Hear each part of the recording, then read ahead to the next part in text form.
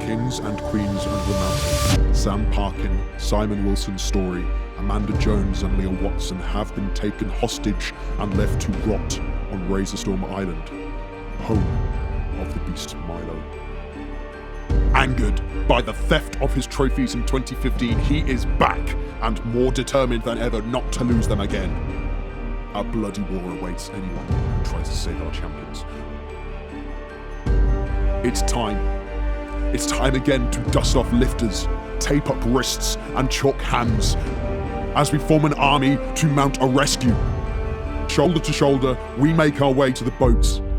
Bring as much as you are able, but no more than you can carry. You may regret the extra weight rowing to the island, and you don't want to spend much time in the murky waters there. Go carefully. This is no ordinary row, but a strategic test where only the wise will survive.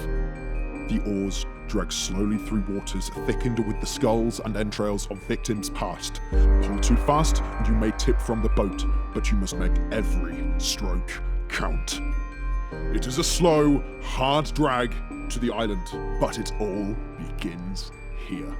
Welcome to Milo's Revenge Chapter 1. For this workout you will need a barbell, bumper plates, clips and a rower. The workout is with a rolling clock counting up from 0. Establish a max load complex of 3 deadlifts into 3 hang power cleans into 3 front squats in a 1 minute window. Complete a 2k row with a stroke rate below 24 strokes per minute. Each time the stroke rate goes above 24, the athlete must leave the rower and perform 3 hang cleans using the same barbell and weight used for part A. They then return to the rower to continue the row. There is no time cap for this workout. Male and female individuals and masters athletes will complete the same workout to the same standards.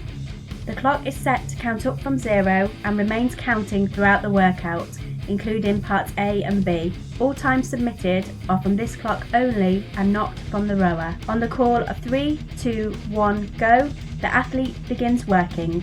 The following standards must be observed. The complex. A minimum weight of 15 kilograms for females and 20 kilograms for males is required. If the athlete chooses an empty barbell for the complex, they must build a platform to raise the barbell to the same level the bar would be if it had bumper plates on. Athletes may only use one barbell. Begin with their pre-chosen weight on the bar and stick with this weight for the entire workout. A successful complex is a total of 3 deadlifts into 3 hang cleans into 3 front squats with no failed reps throughout. Any failed rep during the complex will invalidate the complex. Athletes may reattempt the complex as many times as they wish during the 1 minute. The barbell must be held at all times throughout the complex. Each deadlift begins from the floor or platform. The bar is lifted so that ankles, knees and hips are at full extension at the top of the movement. Both bumper plates must touch the ground simultaneously at the bottom of the deadlift. The hand power clean may begin from a low or high hang position and is complete when the athlete stands fully extended at the ankles, knees and hips with the barbell resting in the front rack position. Elbows must be in front of the bar at the top of the movement.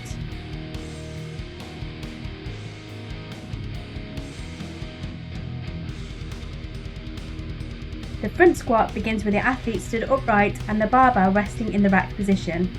The athlete may use a traditional front rack position with high elbows or a variation such as arms crossed or a zombie Frankenstein pose with arms extended in front of them parallel to the ground. Showing control, the athlete squats so the hips are below the level of the knee at the bottom of the squat and then rises until the ankles, knees and hips are fully extended with the barbell resting in the front rack position. Not hitting full depth or not fully extending at the top is a no rep. If the athlete is partway through a complex when the clock reaches 1 minute, that complex is not counted. If the athlete completes the complex within 1 minute, they may rest and prepare themselves for the row by sitting on the rower, setting their feet in place and setting the screen. They may not touch the rower handle until the clock reaches 1 minute. The row. The athlete must start with their feet in the paddles. The dampener can be set to any setting. The athlete's hands cannot touch the handle until the rolling clock reaches 1 minute. Once started, any hand position on the handle is permitted. The athlete cannot leave the rower until the 2,000 metre distance has been reached, or they exceed the stroke rate and must perform a penalty. Each time the stroke rate exceeds 24 strokes per minute, the athlete must leave the rower and complete 3 hang power cleans with the barbell used in Part A.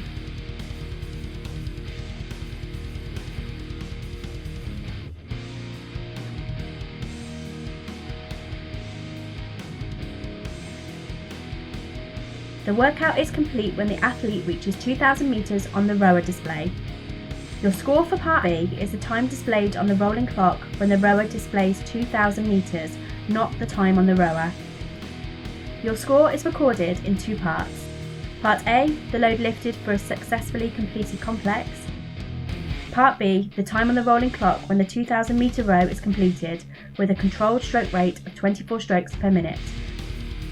Do not submit the time from the rower. Good luck.